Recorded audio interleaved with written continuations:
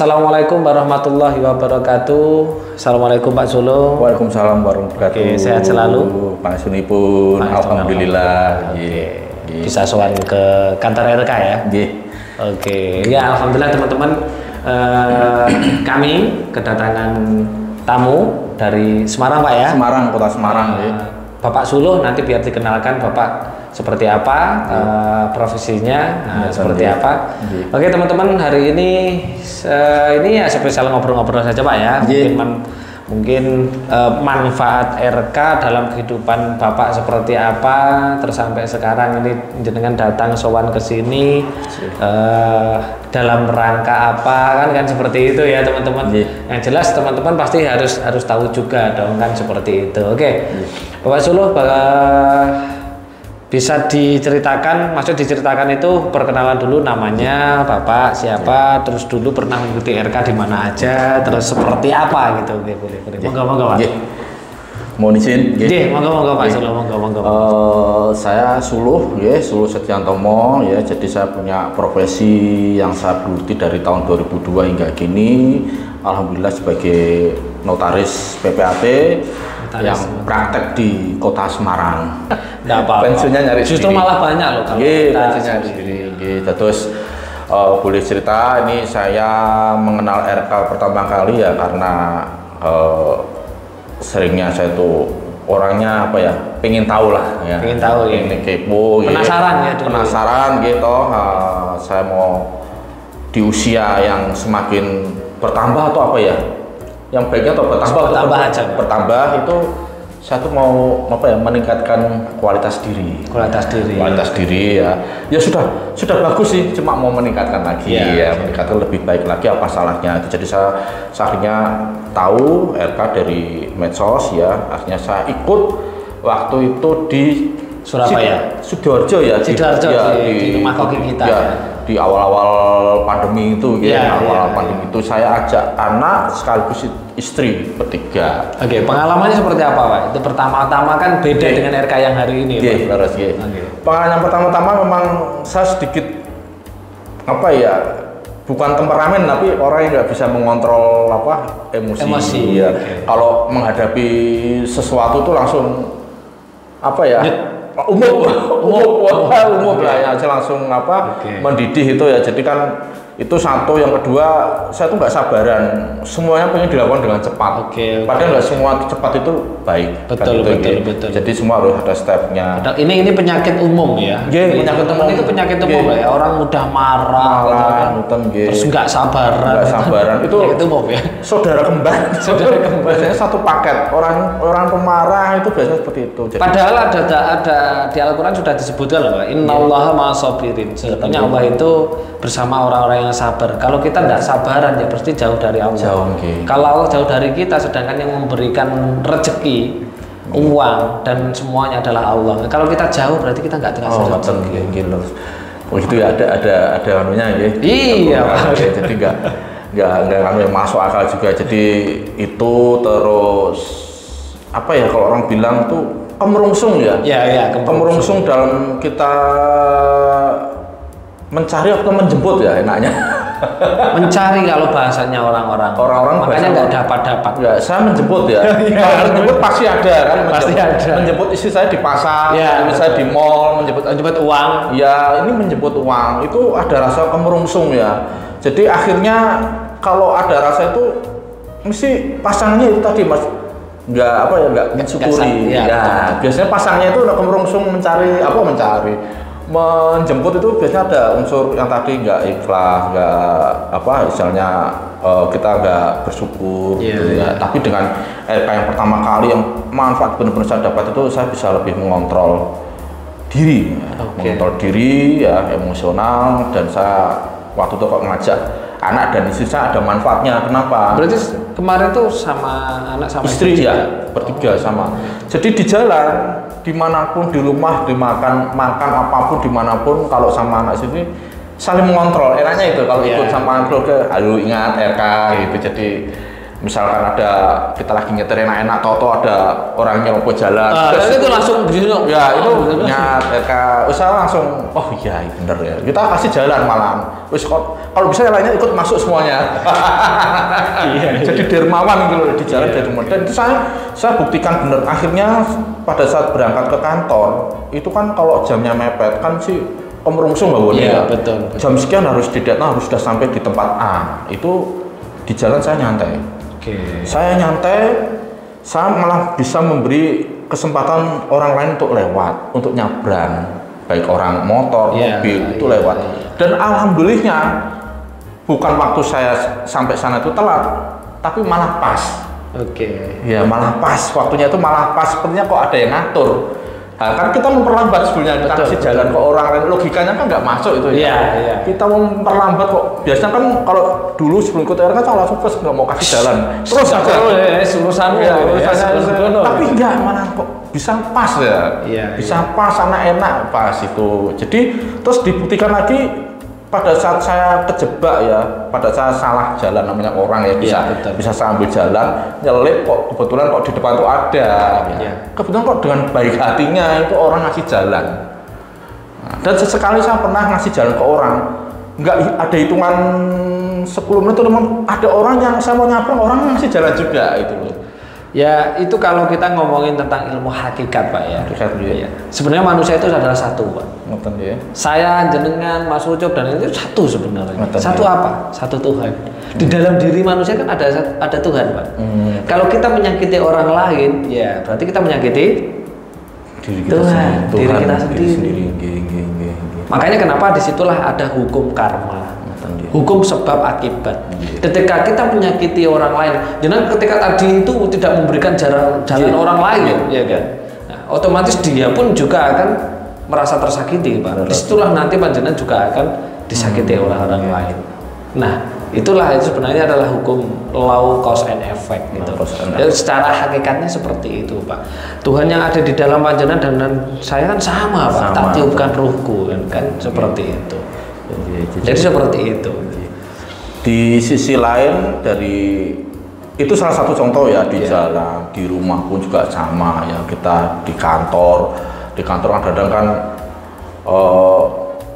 apa ya dinamikanya kan lain-lain, ada yang anak kantor ya mereka jengkel, mereka itu semuanya itu kan mereka bawa dari rumah ya, orang-orang kantor semua bawa apa sesuatu dari rumah ke kantor. Sedikit banyak dengan saya ikut RK itu saya bisa menularkan ke mereka. Artinya apa? Saya bisa ngomong kok di atas ini ada si A masuk kantor kok dari wajahnya kok sudah kelihatan. Langsung saya panggil. Saya nggak nanya kerjaan, nanya guyonan, nanya keluarga gimana, kamu lagi apa, ini mencairkan suasana lah, entah apa yang bisa jadi bahan omongan, jadi bahan omongan. Cair. Kalau cair otomatis kerja itu enak. Sinergis, padahal kita kerja di kantor dimanapun tempatnya nggak kita sendiri kerja. Kita kan tim ya, artinya ada tim. Kalau timnya kita nggak solid ya ada pengaruh. Berarti sebenarnya RK juga manfaat dong Pak untuk sebuah perusahaan, kantor atau company. Sangat bermanfaat ya. Meskipun orang kantor belum saya RK, saya sendiri RK, tapi saya sudah membawa kehangatan bagi mereka. Ya, jadi ibarat kata saya membawa oncor itu di rumah yang dingin, saya bawa oncor itu mereka merasa hangat gitu. Itu belum ikut RK. Apalagi kalau di RK semua Pak gitu. RK semua lebih. Apalagi kalau di RK semuanya itu lah, saya perlu meyakinkan ke mereka karena saya harus mengenalkan RK dulu, jadi saya harus cerita banyak ke mereka. Saya sudah beberapa hal saya cerita ke mereka tentang RK. Saya ngomongnya bahasanya ikut seminar. Saya ikut seminar. Bapak dari mana tuh Pak kemarin yang itu saya habis ikut seminar, kan biasanya Sabtu ya, Sabtu Minggu. Sabtu kan kantor saya masuk. Ya kalau libur saya ngomong saya mau ke Sidoarjo, ke Surabaya, ikut apa Pak seminar? Oh seminar tentang profesi, enggak, seminar tentang pemberdayaan diri. Nanti tak tulari ilmunya. Nanti kalau kamu sudah merasa nyaman masuk dengan apa yang saya sampaikan, nanti bisa saya RK. Mungkin saya ajak atau sekalian piknik ya.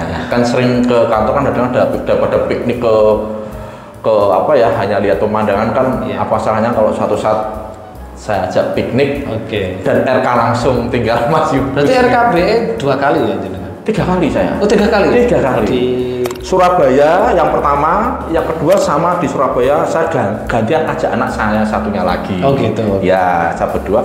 Yang ketiga kalinya saya ajak anak satunya lagi yang di Jogja. Jogja. Yang baru atau yang dulu juga? Yang saya ingatnya yang ada apa? Yang tuh ada sedikit goyangan. Oh iya ada pas gempa ya Lindu itu yang di lantai 5 kalau nggak salah. Iya, lantai 7 Pak. 7 itu malah nggak. Lantai 7.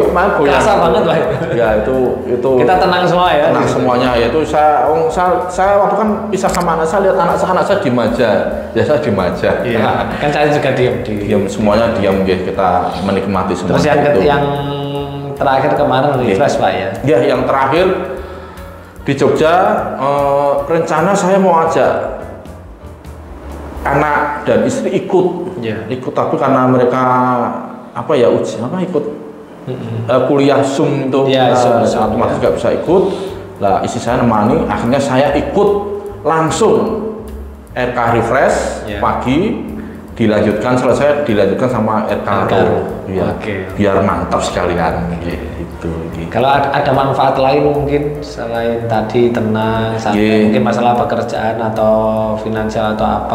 Kalau untuk masalah pekerjaan, jadi yang tadinya menyelesaikan urusan gitu, bukan masalah ya, menyelesaikan urusan. Kita kerjaan kan tugas kita untuk menyelesaikan urusan. Jadi biasanya kalau sebelum ikut RK itu dalam menyelesaikan urusan tadi ya kemerungsung, ya isinya menyalahkan. Betul. Jadi seringnya saya itu menyalahkan, ini salah kamu, ini salah kamu, ini salah. Sekarang setelah ikut RK semuanya saya handle. Berarti jenengan setelah ikut RK mulai selektif dalam kata-kata ya? Gitu ya. Selektif dalam kata-kata karena waktu pertama kali ikut RK, kedua, ketiga, bahkan yang ke Jogja itu Mas Yunus sering mengomentari, istilahnya kalau ada peserta RK yang bicaranya negatif, itu kan jadi masukan ke saya. Sampai saya kalau mau buat suratnya hanya gampang sebenarnya ya, surat tugas. Sampai saya dikomplain sama anak kantor, Pak, buat surat kok lamanya sekali. Karena apa? Karena saya mikir gimana caranya membuat kata-kata yang positif itu. Itu susahnya itu. Jadi bukan susah, artinya saya mikir supaya ini enak, outputnya enak. Jadi saya kata itu. Jadi ada manfaat, tapi bukan berarti dengan saya ikut RK kok semuanya dibikin ribet. Enggak semua. Tapi justru saya ingin lebih berkualitas. Gitu. Kan memang harus seperti itu ya. Gimana kita jalani? Itu terus dari sisi finansial ya, artinya saya saat ini merasa cukup Mas. Saya merasa lebih dari cukup. Pada saat butuh digunakan, bukan butuh ya, pada saat mau menggunakan untuk melakukan pertukaran, bahasanya seperti itu, pertukaran energi itu ada. Misalkan pertukaran energi untuk selalu dicukupi ya selalu dicukupi. Dan saya rasa orang banyak duit itu relatif Mas. Banyak duit kadang-kadang tetap ada orang yang merasa masih kurang. Ya karena dasarnya hidup tidak dilakukan. Kalau RK ini kan sebenarnya dasar hidup. Dasar dalam menjalani hidup kan gitu kan. Betul. Terus ini tadi alhamdulillah teman-teman Pak Suno ini sowan ke kita. Tadi ngomong mau walaupun sudah jadi notaris, sudah punya profesi teman-teman, beliau mau usaha juga ya. Tadi mau usaha seperti tanah kapling dan perumahan. Akhirnya saya bengkokkan Pak ya tadi. Saya kasih teknik cara yang mudah ya Pak ya.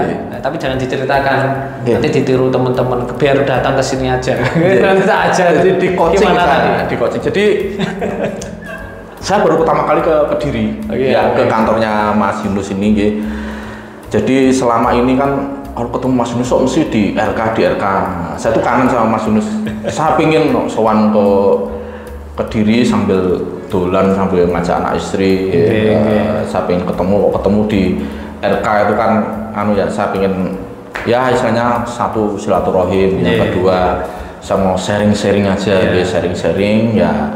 Saya cerita tentang profesi saya dengan dinamikanya, Mas itu dengan dinamikanya hingga saya punya rencana ya Mas ya, rencana mau buat usaha besar-besaran ya. Di samping profesi yang besar-besaran ini ya, kayak gitu ya.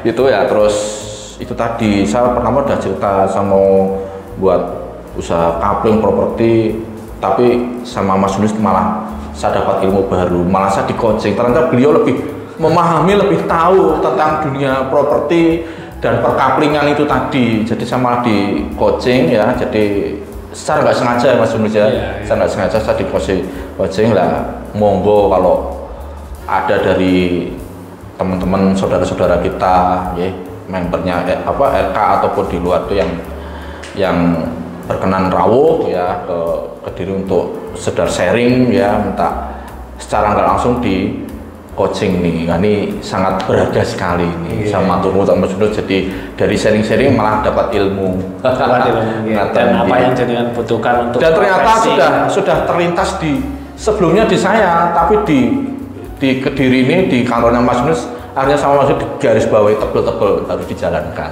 gitu.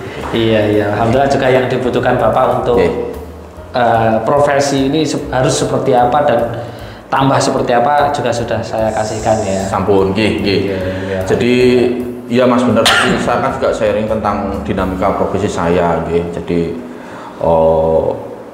dinamika itu kan macam-macam ya. Nah, jadi Mas Yunus sudah ngasih arahan, masukan, portal. Kalau orang Jawa, kita kalau orang Muslim tuh apa ya Mas ya, riyado ya. Bahasanya riyado. Tadi jenengan sudah tak kasih komplit Pak, ya riyado ya tirakat. Ya, riyado. Orang riyado nggak tirakat nggak jadi Pak.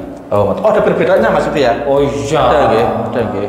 Riyado itu adalah laku Pak. Laku itu ya semacam RK di sini itu laku Pak, ada meditasinya kan gitu kan.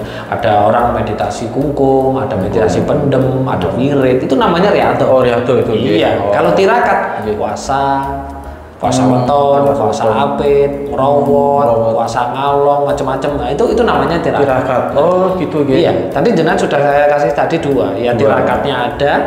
Ya kan tadi puasa tadi. Puasa ya, kan? Terus riantonya ada yang tadi yang musik tadi kan gitu kan. Laras Orang kalau mau tirakat nggak riado nggak jadi Pak. Tapi kalau orang riado saja nggak tirakat itu juga nggak jadi Pak. Jadi ini harus dijalankan dua-duanya. Satu paket ya. Satu telak ya. Tetap dijalankan. Iya. Makanya jenengan kalau jenengan masih ingat syairnya Gus Dur itu semuanya disuruh yo tirakat, yo riado. Gitu. Nah itu seperti itu. Mungkin ada yang disampaikan untuk teman-teman mungkin jenengan. Jadi untuk teman-teman ya, di sela-sela kesibukan apapun itu mengurus pekerjaan, mengurus bisnis, mengurus keluarga, itu memang sempatkanlah untuk ber-RK dimanapun tempat, sempatkanlah ber-RK ya. Kalau pengen hasilnya maksimal memang RK itu nggak bisa terus kita ikut RK untuk tahun ini, habis itu kalau sudah sekali ikut RK 2, 3, 4 kali terus habis itu hasilnya itu terus ada terus nggak bisa. Bisanya adalah kalau kita ingin menikmati hasil yang RK lah sepanjang hidup. Ya, sepanjang hidup karena memang RK. Oh ya Mas Yunus ada tambahan lagi Jadi RK itu tidak hanya melulu masalah mental, emosi, finansial, ketentraman hati, tetapi juga bermanfaat bagi kesehatan. Betul ya. Jadi saya itu punya asam lambung. Saya punya asam lambung. Kalau lagi agak kenceng itu agak naik, terus kalau kerjaan agak loadnya agak kenceng juga dia naik. Nah itu dengan RK itu kemeringat sedikit itu langsung bisa teredam tuh Mas. Itu satu. Secapek-capeknya apapun Mas. Saya itu kan kadang pernah pulang malam capek, kita tetap jalankan RK itu otomatis kembali seger, refresh itu. Oke, sudah Pak? Ada yang kawan? Sudah? Sambut? Sudah. Teman-teman, alhamdulillah tadi sudah sharing-sharing dengan Pak Suloh ya tentang menjalani RK dan kehidupannya yang alhamdulillah membawa manfaat pada diri beliau, keluarga dan lingkungan pekerjaan ya, profesi. Alhamdulillah sekali. Mungkin teman-teman yang belum ber-RK bisa silakan ber-RK nanti mendaftarkan di tempat-tempat kota-kotanya. Oke, terima kasih teman-teman. Saya akhiri, jika ada kesalahan dari saya, dari Pak Suro mohon dimaafkan. Kebenaran hak milik Tuhan. Subhanallah, jangan lupa like, subscribe dan share ya. Oke, saya akhiri. Akhirul kalam. Assalamualaikum warahmatullahi wabarakatuh. Waalaikumsalam warahmatullahi wabarakatuh.